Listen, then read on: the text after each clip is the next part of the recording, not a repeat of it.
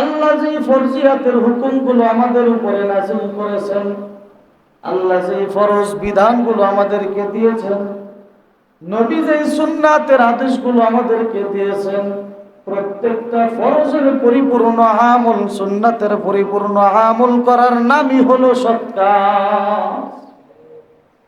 কথা ঠিক না? আল্লাহ, যাই হোক বন্ধুরা আমার, তাহলে এই আয়াতে আল্লাহ কি বলল? যারা ঈমান আনার পরে সৎ কাজের নিয়ত করছে, সৎ কাজ এখনো শুরু করে না, শুধু নিয়ত করছে। খারাপ কাজের নিয়ত করলে খারাপ কাজ করার আগ পর্যন্ত কোনো গুনাহ আল্লাহ লেখে না। দেখেন আল্লাহর দয়া কত বেশি, মায়া কত বেশি। খারাপ কাজ করার আগ পর্যন্ত কোনো গুনাহ আল্লাহ লেখে না। কিন্তু আল্লাহর নবী হাদিসের ভিতরে বলেন, যেই ব্যক্তি সৎ কাজের নিয়ত করে, কি করে? সৎ কাজের নিয়ত করে। ইন্নামাল আমালু বিন্নিয়াত ওয়া ইন্নামা লিইমরিহিম মা নাওয়া। আল্লাহর নবী বলেন, তুমি যখনই আমল করার পূর্বে নিয়ত করবা, ওই নিয়তের উপরেই তোমার ফলাফল আল্লাহ দিয়ে দেবে, তোমার আমলের দরকার নেই। যখনই একটা মানুষ সৎ কাজের নিয়ত করে, আল্লাহ কয় তাড়াতাড়ি আমার বান্দা ওই সৎ কাজের নেকিটা তার আমল নামায় রেখে দাও। আর অসৎ কাজ নিয়ত যত করেন, অসৎ কাজ করার আগ পর্যন্ত কোনো গুনাহ আল্লাহ লেখে না। এরকম মালিক আপনি কোথায় পাবেন? কোথায় পাবেন? আমরা কি করি? অন্য একটা মানুষের দোষ থাকলে দোষ করার আগে হিডারে সাপ্লাই দিই। কথা ঠিক না? দোষ করে নাই, করার নিয়ত করছে, ওইটা নিয়ে পুরো এলাকার ভিতরে সমান করে দেবো, এবার অনেকে এই কথাটা করেছি, অথবা অনেকে পাওয়ার চেষ্টা করছে। আহা, আল্লাহ বলে অন্যের দোষকে গোপন করো, যার গুণ আছে ওই গুণটাকে তুমি জায়গায় ধরো, উঁচু করে ধরো। তুমি যদি অন্যের দোষকে গোপন করতে পারো, কিয়ামতের ময়দানে আমি আল্লাহ তোমার দোষগুলো গোপন করিয়া আমি আল্লাহ গোপনে তোমাকে জান্নাত দিয়ে দেবো। সুবহানাল্লাহ। আল্লাহ, আল্লাহ বলেন, যে ব্যক্তিগুলো ঈমান আনার পরে নেক কাজের নিয়ত করবে, ওই সকল মানুষদের জন্য আমি আল্লাহ একটা সুসংবাদ দিয়া দিলাম। এই সুসংবাদটা হলো, আল্লাহ কোরআনের ভিতরে বলেন, কানাত লাহুম জান্নাতুল ফিরদাউসি নুজুলা। ওই ব্যক্তিদের জন্য কিয়ামতের ময়দানে আমি আল্লাহ এমন একটা জান্নাত নাযিল করব, এমন একটা জান্নাত দিব, যেই জান্নাতের নামটা হবে জান্নাতুল ফিরদাউস। চিৎকার মেরে বলি সুবহানাল্লাহ। এই সকল জান্নাতীরা যখন জান্নাতের ভিতরে কিয়ামতের ময়দানে প্রশ্ন জান্নাতের ভিতরে প্রবেশ করবে, এই সকল মানুষগুলো যখন জান্নাতে ঢুকবে, জান্নাতে যাওয়ার পরে যখন একটা মানুষ ঘরের ভিতরে বসে ডানে বামে তাকায় কি তাকায় না, নতুন একজন মানুষ একজনের মেহমান হয়ে একজনের বাড়িতে গেছে, হাতের উপরে বসে তাকে বাইরে দেখি, যায় না কোনো দোকানের পরিবেশটা কেমন, কথা ঠিক না বুঝি। আল্লাহ কোরআনুল কারীমের ভিতরে বলেন, সূরাতুল মুদ্দাসসির আয়াত নাম্বার 40, 41, 42, 43 আয়াত। আল্লাহ কয়, আমার জান্নাতি মানুষগুলো জান্নাতের ভিতরে ঢোকার পরে ডানে দেখবে বামে দেখবে, ঘুরবে সামনে পিছনে দেখতে থাকবে, ফি জান্নাতি ইয়াতাসাআলুন। ডানে বামে দেখতে থাকবে জান্নাতি মানুষগুলো, দেখার পরে আল্লাহর কাছে ওই মানুষগুলো প্রশ্ন করবে, ও মালিক, এই জান্নাতের জানালার ভিতর থেকে ওই দূরে কিছু মানুষ দেখতে পাই, এই মানুষগুলো কারা? জান্নাতে বসে বসে জানালা থেকে কিছু মানুষ দেখবে, যারা জাহান্নামের উত্তপ্ত আগুনের ভিতরে টকবক করে ফুটতেছে। যাদের চেহারাগুলো কোরআনের ভাষা অনুযায়ী চেহারাগুলো পুরো কালো হয়ে যাবে, চেহারা কোনো চামড়া থাকবে না, হাড্ডি থাকবে, হাড্ডিগুলো আগুনে জ্বলতে জ্বলতে চেহারাটা কালো হয়ে যাবে। ওই সকল মানুষদেরকে দেখে দেখে বলবে ফি জান্নাতিন ইয়াতাসাআলুন, জান্নাতীরা ওই মানুষদেরকে প্রশ্ন করবে আনিল মুজরিমিন, গুনাহগারদেরকে ওই জান্নাতি মানুষগুলো প্রশ্ন করবে হে গুনাহগারের দল, মা সালাকাকুম ফি সাকার, হে গুনাহগারের দল তোমাদেরকে এই সাকার নামে জাহান্নামের ভিতরে আল্লাহ কেন ফেলাইবে? তোমরা এই জাহান্নামে আসার কারণ কি? কি কারণে তোমরা জাহান্নামে আসছো? এই কারণগুলো জান্নাতীরা জাহান্নামীদেরকে জান্নাতের ভিতর থেকে দেখে দেখে জিজ্ঞাসা করতে থাকবে। আল্লাহ কোরআনুল কারীমের ভিতরে বলেন, জান্নাতি মানুষগুলোর দিকে তাকাইয়া জাহান্নামীগুলো আফসোস করতে থাকবে আর আল্লাহকে ডাকতে থাকবে। আল্লাহকে ডাকবে আর বলবে, মালিক কি আফসোস, কি ভুল করেছি দুনিয়াতে বসে। না কারণের জন্য কোরআন বলেছে, হাদিস বলেছে, ওলামায়ে কোরআন বলেছে, হুজুররা বলেছে, তারপরে মানি নাই। যদি দুনিয়াতে গুনাহ কাজ না করতাম তাহলে হয়তো বা আল্লাহ আমাকে ওই জান্নাতে ঢোকায়া দিত।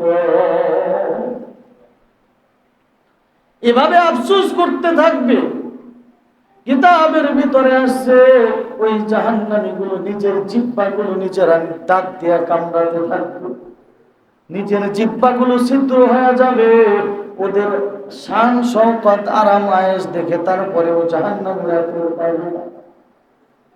জান্নাতীরা প্রশ্ন করবে, হে জাহান্নামীর দল তোমাদেরকে কি কারণে জাহান্নামের ভিতরে ফেলানো হলো? জাহান্নামীরা বলবে, ও জান্নাতি ভাইরা, আমাদেরকে 4টা কারণে এই জাহান্নামের ভিতরে ফেলানো হয়েছে। কয়টা কারণ? কয়টা কারণ? মুখস্থ করো, কয়টা কারণ? এই 4টা কারণ আজকে মুখস্থ করে যাবেন। জীবনে এই 4 কারণের ধারে কাছেও যাবেন না, পারবেন না। এই 4 কাজ জীবনে করবো না, পারবো ইনশাআল্লাহ। আল্লাহর নবী বলে, এই 4 কাজের এক কাজ যেই ব্যক্তি কইরা কবরে যাবে ওই ব্যক্তি নিঃসন্দেহে জাহান্নামী। 4টার একটা যার ভিতরে থাকবে। কোরআন বলতেছে, আমি বলি না, কোরআন বলতেছে। জাহান্নামীরা আফসোস করবে আর জান্নাতীদেরকে বলবে, 4টা কারণে আল্লাহ আমাদেরকে জাহান্নামের ভিতরে পাঠাইলেন। এই 4 কারণের 1 নাম্বার কারণ, قالوا لم نك من المصلين। কোরআনের কথা বন্ধু, আমার কথা না। আপনি রাগ করতে পারেন, গুসা হইতে পারেন আমার উপরে, রাগ করার কারণ নাই। কারণ আমি যে কথাগুলো বলতেছি আমার বাপ দাদার কথা না, কোরআন দিয়ে বলতেছি। কোরআনটা যদি বিশ্বাস করেন তাহলে কথাগুলোও বিশ্বাস করতে হবে, কথা ঠিক না? আমার বন্ধুরা, 1 নম্বরের কারণ জাহান্নামীরা জান্নাতীদেরকে বলবে, قالوا لم نك من المصلين, দুনিয়াতে বসে আমি মুসল্লি ছিলাম না। কি ছিলাম না? মুসল্লি শব্দের অর্থ কি? সালাত আদায়কারী। সালাত আমার কোন? নামাজ পড়নেওয়ালা না, সালাত আদায়কারী। মুসল্লি সালাত আদায় করা এক জিনিস আর নামাজ পড়া এক জিনিস। মুসল্লি কাদেরকে বলা হয়? এখানে ইসমে মাফউলের সিগা ব্যবহার করছে। সালাত আদায়কারী, যারা এক ওয়াক্ত নামাজ জীবনে ছাড়ে নাই, এদেরকেই বলা হয় মুসল্লি। কথা বুঝেন? যদিও ছুটে যায় আল্লাহর কাছে তওবা করে করে করে করে ক্ষমা চাইয়া, ক্ষমা পাইয়া তার বিরুদ্ধে বলেছে। ওই জাহান্নামীরা আফসোস করবে আর বলবে, জান্নাতীর দল আমাদের যে 4টা কারণের জন্য জাহান্নামে ফেলানো হয়েছে, 1 নম্বর কারণ قالوا لم نكن من المصلين দুনিয়াতে বসে আমরা মুসল্লি ছিলাম না, নামাজ পড়তাম না, ঘরে বসে মসজিদের আজান শুনতাম, আজান হওয়ার পরেও ফজরের সময় বিছানায় ঘুমায়া থাকতাম, এমন মুসলমান আছে না নাই? আরো জোরে বলুন, আছে না নাই? তাদের সাথে আমরা যখন কোনো অবস্থায় করব না। আজান হয়ে যায়, কিছু মুসলমান দোকানে বসে বসে চা খায়, আছে না নাই? মসজিদে জামাত চলতেছে, মুসলমানের সন্তান জুয়া খেলতেছে, বিড়ি টানতেছে, রাস্তায় হাঁটতেছে, আছে না নাই? আমার যুবক ভাই, মুরব্বী বাবাজিরা, আপনাদের পায়ে হাত দিয়া বলি, যদি বলেন হুজুর আমার পা ধরতে হবে তারপরে আমি নামাজ পড়ব, আমি আল্লাহর কসম করলাম, আল্লাহর কসম করলাম, আল্লাহর কসম করলাম, আপনার পা ধরতে রাজি আছি, কিন্তু এক ওয়াক্ত নামাজ আপনি ছাড়ার চেষ্টা করিয়েন না। কারণ আল্লাহর নবী হাদিসের ভিতরে বলেন যে ব্যক্তি এক ওয়াক্ত নামাজ কাজা করবে, ছেড়ে দিবে এমন না, কাজা করবে, জোহরের নামাজ পড়বে পড়বে পড়বে পড়বে। অনেক সময় হয় না, জোহর আজান হয়ে গেছে, মাঠে কাজ করতেছি, বীজ রোপণ করতেছি, এই যে একটু পরে যাবে, একটু পরে যাবে, এই যেটু আছে বিশ্বাস করে যাবে, হয় না? পর্ব পর্ব করতে করতে আসরের ওয়াক্ত শুরু হয়ে গেছে, আপনি জোহর করতে পারেন নাই, আসরের নামাজের ওয়াক্ত শুরু হয়ে গেছে, তখন আপনি দাঁড়াইয়া কাজা আদায় করছেন, ছাইরা দেন নাই। আল্লাহর নবী বলে এই ধরনের মানুষদের জন্য কিয়ামতের ময়দানে 7 হুটবা জাহান্নামের আগুন দেওয়া হবে। 7 হুটবার মানে কি? 7 হুটবার হিসাব উলামায়ে কেরাম একত্রিত হয়ে সিদ্ধান্ত করেছে কমপক্ষে 2,88,00,000 বছর জাহান্নাম। বন্ধুরা আমার, এক ওয়াক্ত নামাজ কাজা করার কারণে যদি 2,88,00,000 বছর জাহান্নামে জ্বলতে হয়, তাহলে এক ওয়াক্ত নামাজ ছেড়ে দিলে আপনার কয় বছর জাহান্নামে জ্বলতে হবে? বন্ধুরে, আপনার পায়ে হাত দিয়ে অনুরোধ করব, হাতে ধরি, পায়ে ধরি, আমার আম্মা জানেরা, আমার মুরব্বী বাবাজিরা, যত দূরে মাইকের আওয়াজ যায় আজকে থেকে নিয়ত করেন আর আল্লাহর কাছে তওবা করেন, ও আরশের মালিক, ভুল করে জীবনে অনেক নামাজ ছেড়েছি, ভুল করে অনেক গুনার কাজ করেছি, আর জীবনে গুনাহ করব না, নামাজ ছাড়ব না, নিয়ত করা যায়নি, আর জীবন চলে যাবে, তারপরেও নামাজ ছাড়ব না। যুবক ভাইরা নিয়ত করতে পারবেন? কথা কয় না? একজনে ফ্যান ছাড়তেছে, আপনারা ওদিক তাকাইতেছেন, আপনার কি কষ্ট হয়? তাহলে নামাজ দাঁড়িয়ে যায়, শেষ করে দেই। আচ্ছা বলেন, আমি কি বেহুদা কোনো কথা বলতেছি? আপনি যদি এদিক ওদিকে তাকান, তাহলে এইটা কি আমার সাথে বাদুরি করবেন না কোরআনের সাথে? যখন কোরআন দিয়ে কথা বলতেছি তখন তো আমার কোনো দাম নাই, কোরআনের তো দাম আছে, কথা ঠিক না? আপনি এভাবে যদি করেন তাহলে তো আলোচনা সিরিয়াল ঠিক থাকে না, চেঞ্জটা ঘুরে যাবে। যে কথা বলতেছিলাম, জাহান্নামে যাওয়ার ওরা যে 4টা কারণ বলবে, 1 নম্বরের কারণ কি? কথা কম জোরে মুখস্থ করেন। ওয়াজ শুনে যাবেন না, ওয়াজ নিয়ে তারপরে যাবেন, পারবেন তো ইনশাআল্লাহ? খালি ওয়াজ এই কেন্দ্রে শুনবেন, এই কেন্দ্রে বাইর করবেন, এই ওয়াজ শোনার লাভ নাই, ওয়াজ নিয়ে যাইতে হবে। রাজি আছেন তো ইনশাআল্লাহ? মাইকের আওয়াজ যত দূরে যায়, আমার আম্মা জানেরা যারা শুনতেছেন, এখান থেকে শিক্ষা গ্রহণ করতে হবে, আর জীবনে নামাজ ছাড়বো না। আল্লাহ আমাদের সবাইকে কবুল করুন। 2 নম্বরের কারণ, আল্লাহ, 2 নম্বরে জাহান্নামীরা কান্না করবে আর বলবে, ওয়ালাম নাকু বিতা'আমুল মিসকিন। 1 নম্বরে বলবে ক্বালু লাম নাকু মিনাল মুসাল্লিন, আমরা মুসল্লি ছিলাম না, নামাজ পড়তাম না। 2 নম্বরে বলবে ওয়ালাম নাকু নুত'আমুল মিসকিন। এখানে কিন্তু অনেক মানুষ ধরা। 2 নম্বরের কারণটা বলবে আমরা এতিম মিসকিনদেরকে ভালোবাসতাম না, দূরে সরায়া দিতাম। অনেক সময় দেখা যায় ভাই মারা গেছে, ভাতিজাগুলো ছোট ছোট রেখে গেছে, আছে না নাই?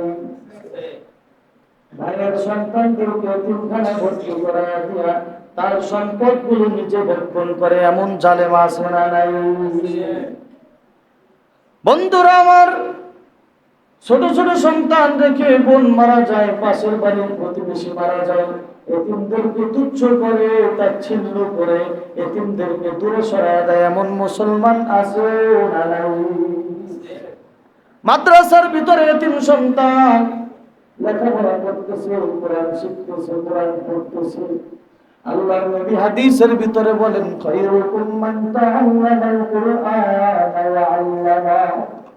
আমি নিজে ভালো খাবার খাইতাম, আমি নিজে আনন্দ ফুর্তি করতাম, কিন্তু আমার পাশেই একটা এতিমখানা, একটা মাদ্রাসায় কত এতিম ছাত্র রাতে রাতে ঘুমায় থাকত। একটা মাদ্রাসায় কত এতিম ছাত্র কম্বলবিহীন রাতের বেলা শীতে কাঁপত। একটা দিনের জন্য আমি মাদ্রাসায় যায় খবর নিতে পারি না। জান্নাতীরা আফসোস করবে আর বলবে, ও জাহান্নামের দল, দুনিয়ায় বসে এই ভুলগুলো করার আগে একবার কেন চিন্তা করো না? জাহান্নামীরা বলবে, যদি বুঝতাম এত বড় আযাবের কাঠগড়ায় দাঁড়াতে হবে, তাহলে আল্লাহর কসম, আল্লাহর কসম, নিজে প্রয়োজনে না খায়া থাকতাম, নিজের প্লেটের খাবারগুলো এতিমের মুখে তুলে দিতাম। এতিমদেরকে দুনিয়ার মানুষ ভালোবাসুক আর না বাসুক, এতিমদেরকে ভালোবাসে কে? জোরে আওয়াজ দিয়া বলুন। কারণ এতিম তো সাধারণ কোনো মানুষ নয়, এতিম ছিল আমার দয়াল নবী, মায়ার নবী মুহাম্মদুর রাসূলুল্লাহ, যার মতো জনম দুঃখী এতিম দুনিয়াতে আর কেউ আসবে না। নবী মুহাম্মদুর রাসূলুল্লাহ হঠাৎ করে রাস্তা থেকে হেঁটে যাচ্ছে, সাহাবায়ে কেরাম নবীর পিছনে হাঁটতেছে।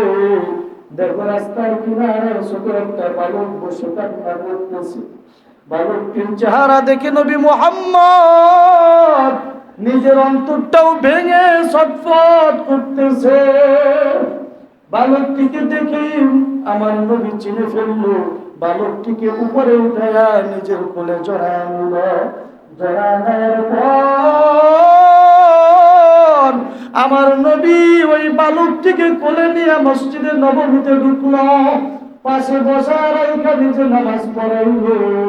এরপরে বালকটিকে নিজের পাশে মেম্বারে বসায় নিজে আলোচনা করলো। আলোচনা করার পর সাহাবায়ে কিরাম প্রশ্ন করলো, ইয়া রাসূলুল্লাহ, ইয়া হাবিবাল্লাহ, এই বালকটিকে আপনি তো ইমাম হাসান এবং হুসাইনকে ভালোবাসেন, এই ব্যক্তি তো হাসান এবং হুসাইন দুই ভাইয়ের এক ভাই না, তাহলে এই বালকটিকে কেন আপনি এত ভালোবাসলেন, এত সম্মান করলেন, এত আদর করলেন? কারণটা কি আমরা একটু জানতে চাই। ছোট একটা বাচ্চা রাস্তায় কান্না করতেছে, ওকে কুড়াইয়া আইনা আপনি এত ভালো পোশাক পরাইলেন, আপনার নিজের পাশে বসাইলেন, কারণটা কি জানতে চাই। সাহাবায়ে কেরামের প্রশ্ন শুনে নবী আমার ডাক দিয়া বলে, ও সাহাবীরা, ভালো করে শুনে নাও। কিছুদিন আগে আমার যে জায়েদ নামের সাহাবীটা দুনিয়ার থেকে চলে গেছে, এই সাহাবীর ছোট্ট বালক আব্দুল্লাহকে দুনিয়ায় রেখে চলে গিয়েছে। এই বালকটিকে আমি ভালোবেসেছি, এই বালকটা তো আমার মেহমান না। এই বালকের ব্যাপারে আল্লাহ কোরআনে সূরা দুহার ভিতরে বলেছেন, এই বালকগুলা হলো আমি আল্লাহর মেহমান। যেই ব্যক্তি দুনিয়ায় বসে এতিমদেরকে ভালোবাসবে, মোহাব্বত করবে, এতিমদেরকে খাবার তুলে দেবে, কিয়ামতের ময়দানে আমি আল্লাহ নিজে জান্নাতে তাদের মুখে খাবার তুলে দেব।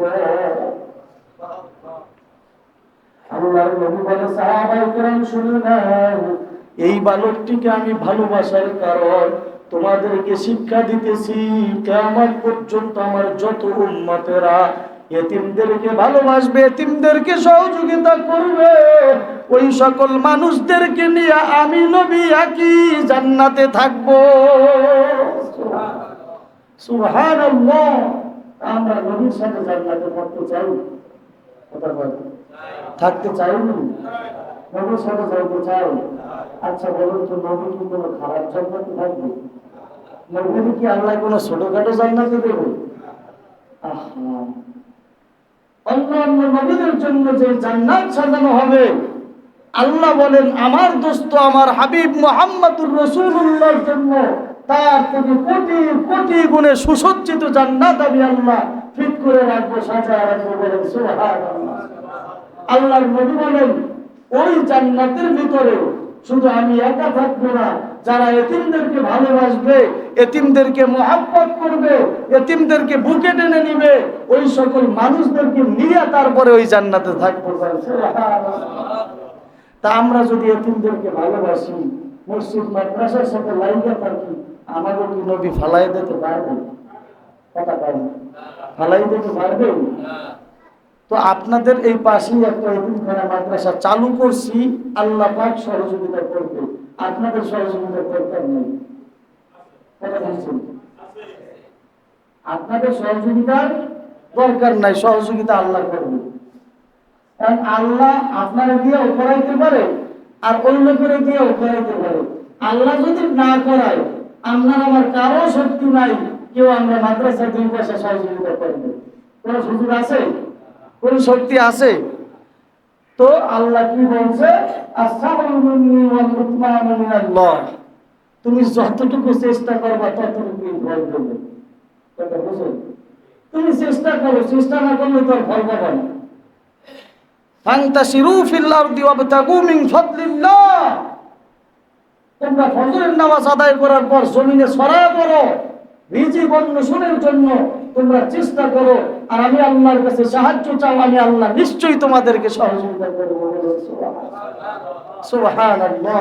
আমার বন্ধুরা, এতিমদেরকে সহযোগিতা করলে এতিমদের কাছে থাকতে নাকি বড় করে দিবে। বলেন সুবহানাল্লাহ।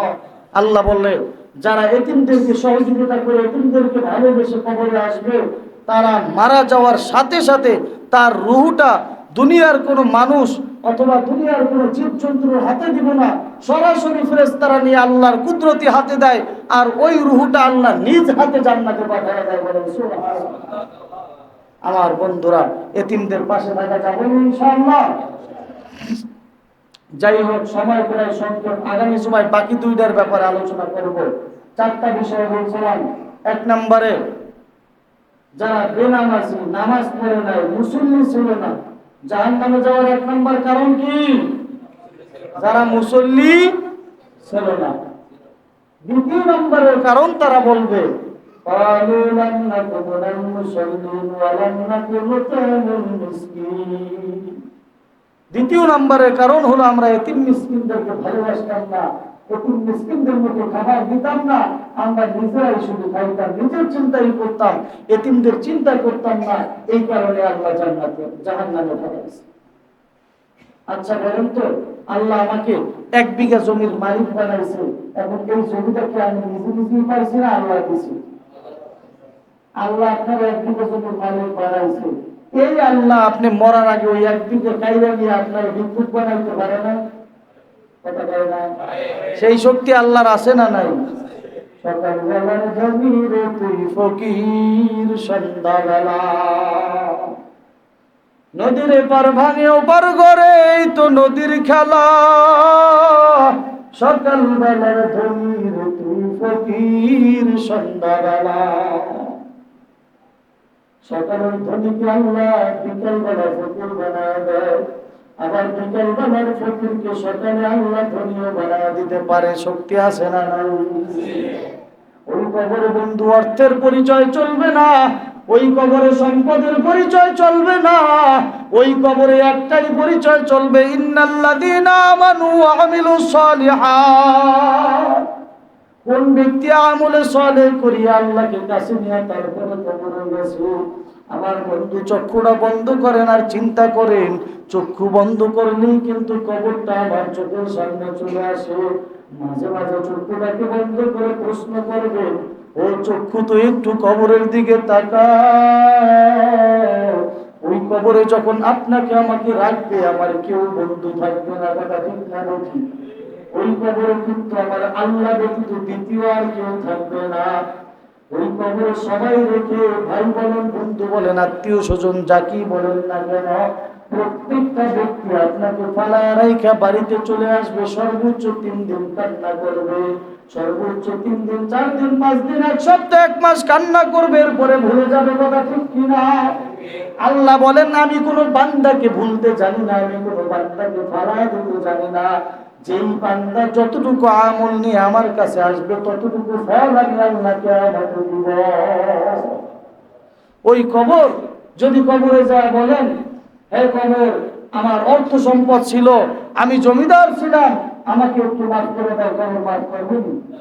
যখন হযরতে ফাতেমা রাদিয়াল্লাহু তাআলা আনহা মারা গেলেন, আলী রাদিয়াল্লাহু তাআলা আনহু কবরের ভিতরে নাইমা বসে, নাইমা কয়, হে কবর, এই নারীর সাথে বেয়াদবি করিও না, কারণ এই নারী হলো বিশ্বনবী সাইয়্যিদুল মুরসালিন ইমামুল মুত্তাকিন খাতামুন নবিয়্যিন মুহাম্মদ আরবি আলাইহিস সালাতু ওয়াস সালাম, যিনি না হলে দুনিয়ার কিছু সৃষ্টি হতো না, তার একমাত্র কন্যা। এবং ইমাম হাসান এবং হুসাইন যাদের ব্যাপারে নবী সাক্ষী দিয়েছেন, যাদের ব্যাপারে নবী বলেছেন আল হাসান ওয়াল হুসাইন সাইয়্যিদা শাবাবি আহলিল জান্নাহ, জান্নাতের ভিতরে সকল যুবকদের সর্দার হবে হাসান এবং হুসাইন, এই এদের মা এবং নবীর মেয়ে, এর সাথে বেয়াদবি করিও না। আল্লাহ সাথে সাথে মাটির জবান খুলে দিল, মাটির থেকে আওয়াজ আসতেছে, হে আলী তুমি শুনে নাও, আমি কবরের কাছে কে নবী, কে রাসূল, কে নবীর মেয়ে, কে নবীর মা, কে নবীর বাবা, এটা আমি দেখি না। যে আমার কাছে নেক আমল নিয়ে আসবে, যে আমার কাছে আমলে সালেহ করে আসবে, তার জন্যই শুধু আমি শান্তির জায়গা হব, এছাড়া আর কারোর জন্য শান্তির জায়গা হতে পারবো না। আমার বন্ধুরা, এজন্য গুনার কাজ ছাড়তে হবে, নেকের কাজ করতে হবে। পারবো তো ইনশাআল্লাহ? আল্লাহ পাক আমাদের সকলকে বেশি বেশি আমল করার তৌফিক দান করুক। সকলে বলেন আমিন।